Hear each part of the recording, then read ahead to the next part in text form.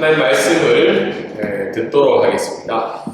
하나님 말씀 오늘은 이제 아브라함의 일생 15번째 시작으로 언약의 흔적이라는 제목으로 창세기 17장부터 9절 14절까지의 말씀을 통해서 언약의 흔적이라는 말씀을 전하도록 하겠습니다. 우리가 인생을 살아가면서 언약을 맺을 때가 있죠. 대표적인 것은 결혼이죠. 결혼. 요즘은 결혼을 반드시 해야 되나, 아니면 또 1가구, 1인 가구도 많죠. 그래서 결혼에 대한 생각들이 많이 다양하게 되었지만, 그럼에도 불구하고 이제 결혼을 할 때 언약을 맺잖아요. 태국 기독교 결혼식에 보면 이 결혼식 반지를 끼워주는 의식이 따로 있어요. 그래서 물론 한국은 기독교의 의식에서는 반지를 끼워주는 시간은 제 기억으로는 없었던 것 같아요. 일반 결혼식에는 있는데, 근데 여기에는 반지를 줄 때도 굉장히 특별한 의미를 부여하면서 기도하면서 이 반지를 끼워주는 의식이 있습니다. 그래서 이 결혼 반지를 생각할 때마다 어떻게 해요? 이게 언약의 증표인 거죠. 그리고 태국 결혼식의 또 특이한 점은 뭐냐면, 구청에서 결혼 혼인 신고서를 결혼식 때 가지고 와야 돼요. 그리고 부모님들이 어떻게 하냐면 결혼할 예식 중간에 사인을 해요. 증인으로. 그래서 그 결혼 증서를 그 자리에서 작성하기도 하고 구청에 등록된 결혼 증서를 확인하는 시간도 있습니다. 그래서 그런 증서라든지 결혼 서약서라든지 이 반지들은 어떻게 해요? 그 결혼식의 증표가 되는 거죠. 이것을 생각할 때마다 뭘 생각해요? 아, 내가 이 사람이랑 결혼했구나. 그리고 이 가정에 대한 어떻게 해요? 책임감과 의무를 가지게 되는 증표로서 반지를 끼게 됩니다. 예전에는 이 반지가 어떻게 해요? 다이아도 많았지만 요즘은 많이 안 하죠. 다이아 이제 별로 의미가 없고 가볍게 이제 많이 하는 걸로 되어가고 있습니다. 다른 얘기지만 지금 금값이 거의 60만 원이 넘어요, 한 돈에. 그래서 이 결혼 반지도 변화가 있지 않을까 그런 생각을 해보게 됩니다. 근데 요즘은 이 증표로 다른 걸 많이 하는 경우가 있어요. 물론 이 미국 사람들이나 이 태국 사람들이 이런 걸 많이 하지만 한국도 이제 많이 하기 시작했죠. 이 타투를, 문신을. 물론 성경에서 이 문신을 긍정적으로 보냐, 부정적으로 보냐 의견들이 다분합니다. 근데 한국 문화에서는 좀 네거티브한 문화들이 많죠. 그래서 이 사랑의 증표를 어떻게 해요? 이 타투를 하죠. 그래서 반지 말고 이제는 이런 타투의 문화로 사랑의 증표를 남긴다고 합니다. 근데 문제가 뭐죠? 헤어지고 나면 결혼에 성공을 하지 못했거나 아니면 결혼 이후에 이 헤어지는 경우에 이런 흔적을 치우는 게 문제인 거예요.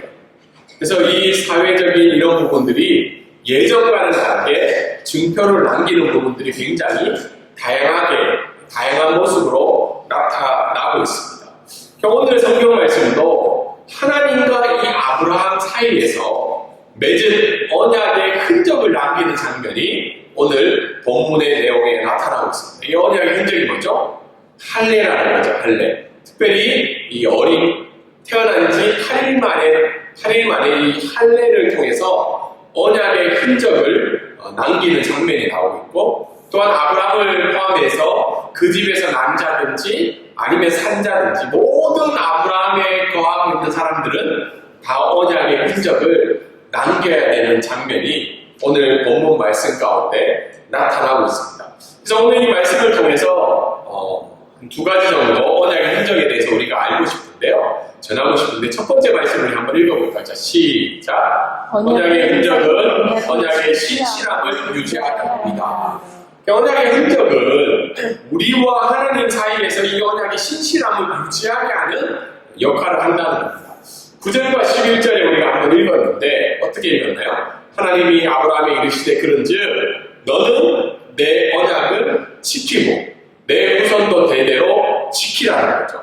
언약을 맺는 이유가 뭐예요? 약속은 지키라는 거죠. 지켜라를 2번 반복을 적으면서 강조를 하고 있는데 누가 지켜야 되는 거야? 아브라함과 그의 후손이 지켜야 되는 거죠. 근데 그 언약의 흔적이 뭐라는 거야? 할례라는 거죠. 10절과 11절에 할례를 받으라는 거야. 이 이 할례를 받는 것 자체가 흔적이고 그것 자체가 언약 속에 포함이 되고 있습니다. 근데 여러분 할례 생각하면 요즘 시대는 뭐라고 얘기해요? 이거를 의학용어로 복용수술. 복용수술이라니까 이게 무슨 또 전문적인 용어가 있는 것 같아요. 아무튼 복용수술로 이야기하고 있죠. 그래서 이게 언약의 표징인데 그러면 왜 하나님이 할례를 통해서 언약의 흔적을 남기셨을까? 하나님이 보완하신 걸까 생각할 수 있지만 이 당시에 이미 고대 근동에 여러 민족이 이미 행했던 풍습이라고 해요. 이 할례가. 지금도 여성도 할례를 하고 있는 민족들이 있죠. 근데 남자든 여자든 이 할례를 통해서 어떻게 이야기하나요? 성인 통과 의례라고 합니다. 어른이 이미 성인이 되었다는 것을 확인해주는 의식으로 이 할례를 합니다. 그런데 오늘 하나님이 아브라함에게 명령했던 이 할례는 어떤 할례의 의미예요? 언약의 후손이라는 증거로서, 흔적으로서의 할례를 행해라고 이야기를 하고 있습니다. 그래서 하나님은 아브라함에게 이 할례를 이야기하면서 누구든지 나의 언약의 백성이라면 이 할례를 행하고 그 언약대로 지키라고 오늘 성경은 이야기를 하고 있다는 거죠. 그래서 오늘 이 첫 번째 말씀을 통해서 우리가 알 수 있는 것은 우리가 잊지 말아야 될 것은 언약은 뭐예요? 의무라는 거예요. 지켜야 해요. 의무. 언약은 사실은 하나님의 사랑과 은혜로 인한 관계라는 거예요. 사실 하나님이 16장의 말씀, 15장의 말씀에 보면 어떻게 해요? 언약식을 거행을 하죠. 근데 우리가 그때도 말씀을 드린 것처럼 하나님 입장에서 보면 한량없는 은혜를 베풀어 준 거예요. 원래 언약은 어떻게 해요? 뭔가 가치가 있고 뭔가 유익이 되는 존재에게 언약을 하고 있는 거죠. 그렇지 않나요? 우리가 뭔 약속을 하거나 이 계약을 맺을 때는 상호 유익에 의한 결과로 계약을 맺는 거잖아요. 근데 오늘 하나님이 주신 언약은 일반적인 하나님의 사랑과 은혜로 인한 관계의 언약인 거죠. 아브라함에게 있어서 아브라함을 볼 때 우리가 아브라함의 일생 보는데 아브라함이 하나님을 위해서 뭔가 할 수 있는 사람인가요? 뭔가 굉장한 가치가 있어요? 그렇게 별로 없다는 거죠. 그래서 이 언약은 하나님의 사랑과 은혜에 의한 관계 속에서의 언약이기 때문에 하나님이 원하시는 게 뭐예요? 이 언약을 지키는데 온전하고 흥미없게 지키고 지켜야 한다는 거예요. 가끔 우리는 기독교를 생각할 때 너무 사랑을 이야기를 많이 해요. 물론 하나님은 우리에게 한량없는 사랑을 보내어 주셨지만 그 사랑에 대한 보답으로 우리가 뭐 해야 된다는 거예요? 언약을 지켜야 된다. 하나님의 말씀을 지키고 지키는 것이 언약을 지켜야 하는 의무 중에 하나의 중요한 모습이라고 생각을 합니다. 근데 오늘 우리가 볼 때 어떻게 해요? 이 언약 너무 쉽게 생각하지 않나요? 하나님 잊어버릴 때가 많잖아요. 그래서 오늘날 기독교가 율법의 종교는 아니지만 하나님과 맺은 언약에 따라서 어떻게 해요? 그 언약을 지켜 행한다면 지금 우리가 살고 있는 이 사회가 기독교를 향한 시각들이 달라진다는 거죠. 근데 우리가 많이 좋아하는 게 뭐예요? 하나님 다 용서해 주실 거야. 내가 아무리 잘못해도 돼요? 하나님 다 용서해 주실 거라는 믿음만 있지 그 언약에 대한 의무가 부족한 시대가 아닐까 생각하게 됩니다. 두 번째 오늘 이 말씀을 통해서 알 수 있는 것은 뭐예요? 한번 읽어볼까요? 시작! 언약의 흔적은 각 개인이 받아야 한다. 다른 얘기에서 이 언약을 그 할례는 아버지가 아들을 대신해서 받아줄 수 있나요? 없죠. 내 아이의 종이 주인을 위해서 할례를 받아줄 수 있나요? 없다는 거예요. 언약의 흔적은 각 개인이 받아야 된다. 다른 얘기에서 모든 신앙인들은 하나님 앞에서 단독자로 하나님 앞에 나아가야 된다. 주님 앞에 내가 단독자로 서면서 그 예수 그리스도의 보혈의 피로 말미암아 그 언약을 이루어 가야 된다.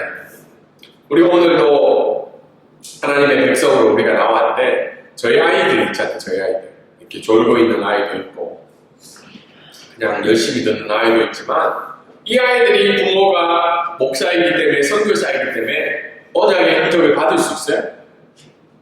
언약을 이루어갈 수 있나요? 없다는 거예요. 물론 믿음의 가정 안에서 살았지만 결국은 그 언약은 하나님 앞에서 각 개인이 받아야 된다는 거예요.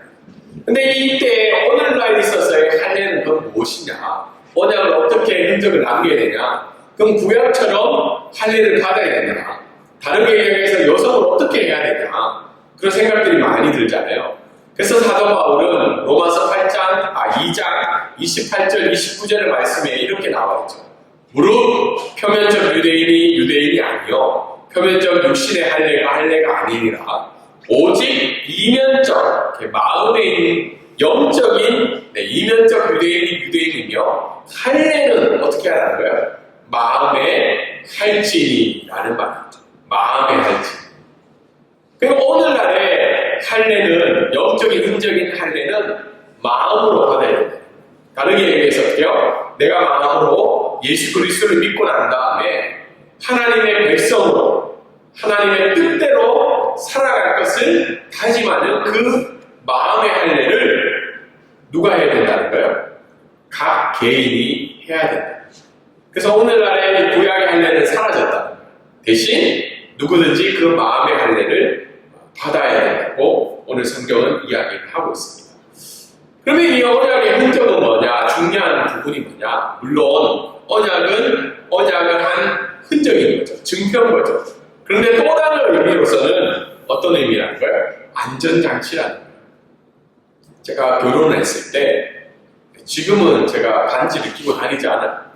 결혼했을 때 그때는 굉장히 나이가 젊었잖아요. 29에 결혼했으니까. 와우. 그때 제가 결혼을 했을 때 반지를 끼고 다녔던 여러 가지 의미가 있었어요. 첫 번째는 결혼을 했으니까 당연히 반지를 끼는 거고, 두 번째는 제가 결혼한 사람이라는 걸 어떻게 해요?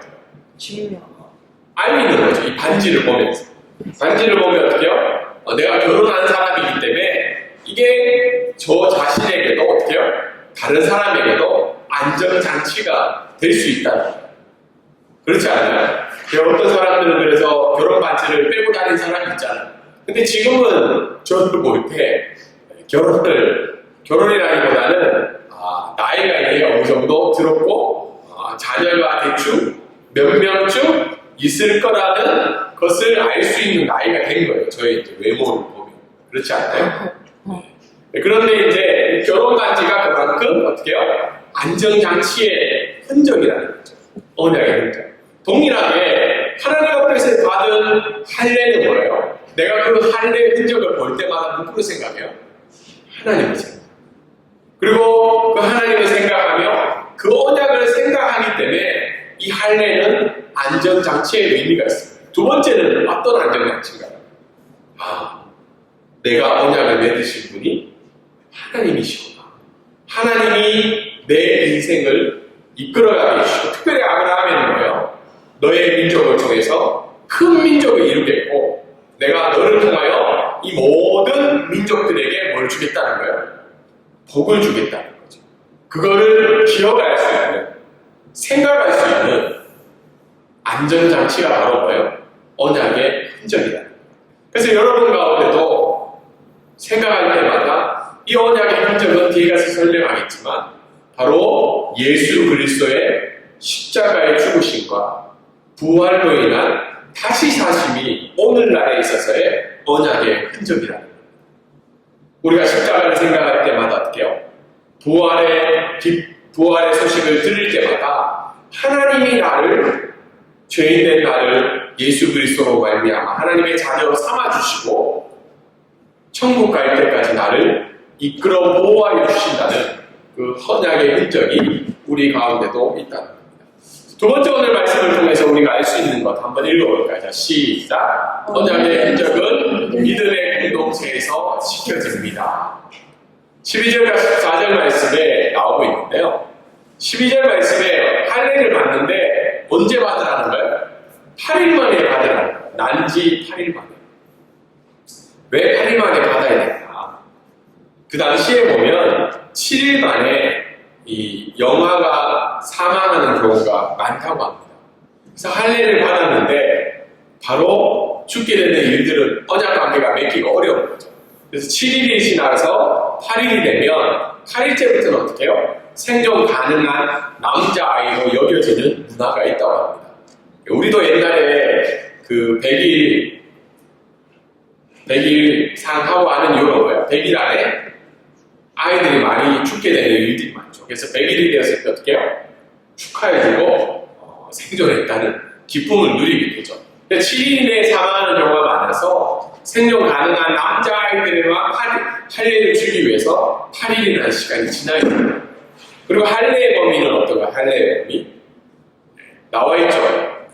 13절에 너희 집에서 난 자든지 돈으로 산 자든지, 다르게 이야기해서 어떻게요? 노예와 이방인까지 다 포함하고 있는 할례의 법이라는 거예요. 여기에 좀 우리가 이상한 생각이 들잖아. 유대인만 할례를 받는 것이 아니구나. 이스라엘 12지파만 받은 것이 아니라 아브라함의 가족 안에 들어있는 모든 사람들은 할례를 받을 수 있구나라는 생각을 하게 됩니다. 그래서 하나님이 아브라함이 맺은 언약은 이미 이방인까지도 포함이 되어 있다. 그래서 그 할례를 받은 사람은 어떻게 해요? 14절에 보면 그 할례를 준수하라는 거죠. 언약 할례를 받지 않는 사람은 어떻게 해요? 심판을 받는다. 왜 그러냐면 우리가 그런 생각을 할 수 있잖아요.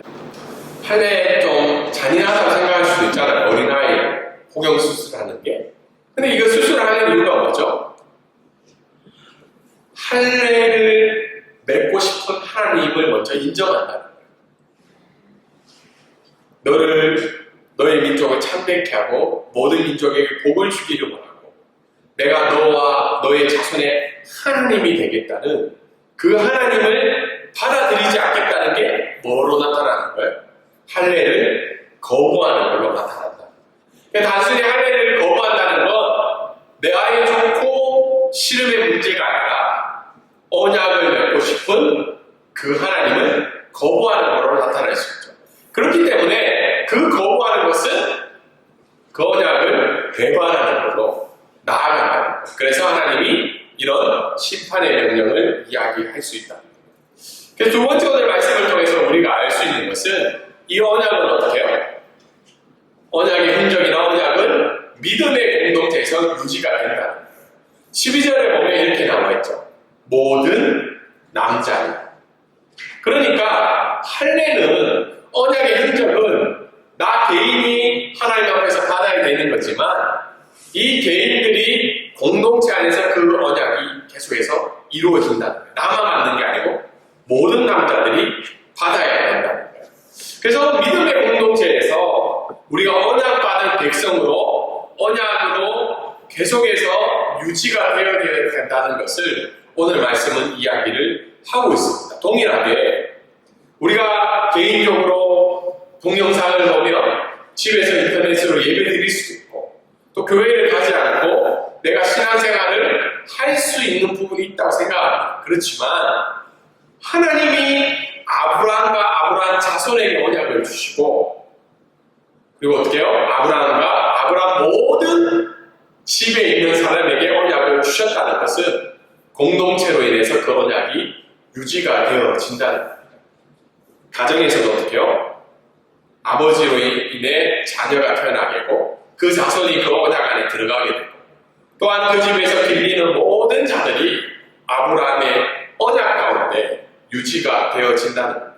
그래서 우리가 예배도 드리고 이렇게 나아가고 있잖아요. 이게 믿음의 공동체고 교회라고 불리는 건데 동일하게 이 언약은 믿음의 공동체를 통해서 유지가 된다.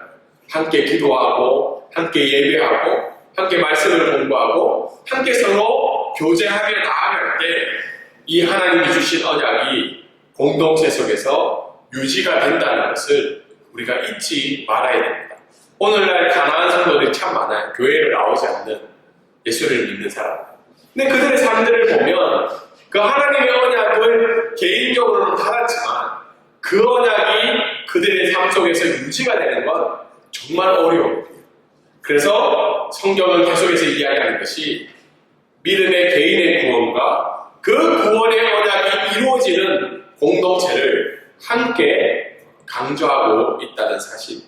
근데 그 언약의 범위가 어디까지 포함이 되어 있다는 거예요? 이방인들까지 포함이 되어 있다. 복음은 이방인들까지 전해져야 된다. 저는 이 말씀을 볼 때 처음에는 너희가 돈으로 산다든지 여기에 유대인까지만 포함이 안 될까? 유대인들도 노예가 될 수 있으니까. 그런데 그렇지 않다. 모든 민족이 이 범위 안에 들어갈 수 있다. 여러분, 오늘 말씀에 의하면, 오늘 읽은 아브라함의 일생에 의하면, 17장 말씀에 의하면 어때요? 그 이방인이 누구라는 거예요? 우리라는 거죠. 우리가 이방인, 유대인의 입장에서 볼 때, 아브라함의 입장에서 볼 때 이방인이 우리들이라. 그래서 하나님의 언약은, 아브라함의 언약은 계속해서 복음이 점진적으로 성취가 되면서 결국은 어디까지 오게 됐다는 거예요? 우리까지 오게 됐다는 거예요. 그리고 우리가 받은 이 언약을 다른 이들에게 전달해 줄 때 그들까지도 포함이 되어 있다는 게 오늘 우리가 알고 있는 말씀의 내용입니다. 그래서 이방인들을 생각할 때마다 우리 자신에게 베풀어 주신 그 하나님의 언약도 생각하며 나아가야 되지만 더더욱 어떻게 해요? 우리 주변에 있는 믿지 않는 한국 사람이든 믿지 않는 태국 사람이든 이 모든 사람들이 하나님의 언약 속에 들어가야 되는 사람들이라는 것을 기억하며 우리가 그들을 위해 기도하며 애쓰며 이 하나님의 언약과 사랑의 은혜를 전하기를 소망하는 저와 여러분들이 되기를 기도합니다. 마지막으로 오늘 말씀을 통해서 우리가 알 수 있는 것은 이 언약의 흔적은 과거에는 육체적인 할례였지만 예수 그리스도가 이 땅에 오신 이후에는 그 언약의 흔적이 뭐라는 거예요? 십자가의 죽으심과 부활의 소망이라는 거예요. 오늘날 우리와 하나님과 맺은 언약의 흔적은 육체적인 할례가 아니라 마음의 할례인데 그 마음의 할례는 무엇을 통해서 이루어진다는 거예요? 나를 위해서 십자가에 죽으시고 나를 위해서 죄와 사망의 권세를 이기시고 부활하신 그 예수 그리스도의 언약의 흔적에 따라 우리에게도 동일하게 그 흔적이 남아 있다는 겁니다. 그래서 여러분 힘들고 어려울 때마다 내 마음 가운데 육체적인 소욕과 욕심과 죄의 소용돌이로 나아가고 싶을 때마다 어떻게 해요? 그 십자가를 생각해야 됩니다. 십자가는 그냥 달려있는 예수님의 모습이 아니라 나의 죄를 씻기 위해서, 나의 죄를 해결하기 위해서 나를 위해서 대신 죽으신 예수 그리스도의 십자가의 은혜를 생각합니다. 죽으신 것뿐만 아니라 어떻게 해요? 내가 지금은 이 땅에서 힘들고 어렵게 살아가고 있지만 언젠가는 내가 예수 그리스도로 인해서 부활하며 천국에 가지게 된다는 그 부활의 소망을 가질 수 있는 그 언약의 흔적이 뭐라는 거예요? 십자가의 죽으심과 부활입니다. 근데 우리가 이 세상을 살아갈 때 어떻게 해요? 십자가를 생각할 때 은혜가 느껴져요? 아니면 마음에 어떤 사람들은 테마사처럼 어떻게 해요? 십자가를 그냥 들고 귀신에게 이기기 위해서 십자가를 들 때만 있죠. 근데 그게 아니라 우리가 십자가를 생각할 때마다 어떻게 해요? 다른 사람을 용서할 수 있죠. 십자가를 생각할 때마다 어떻게 해요? 내가 하나님의 자녀됨을 다시 한 번 더 고백할 수 있죠. 부활의 소망은 어떤가요? 내가 힘들고 어렵고 내 삶을 포기하고 싶을 때마다 하나님이 나에게 부활의 소망을 주시고 천국에서는 나를 최고의 영화로운 몸으로 신분으로 나를 대해 주실 것이라는 믿음을 가지고 나아갈 때 그 부활의 소망이 나를 위로해주고 내 삶을 이끌어 주신다. 그래서 4월달 되면 이제 부활절이 있죠. 나를 위해서 십자가에 죽으시고 나를 위해서 부활하신 그 부활절마다 우리가 그것을 언약에 받은 백성으로 그 언약의 흔적을 누리며 살아가는 저와 여러분이 되기를 소망합니다.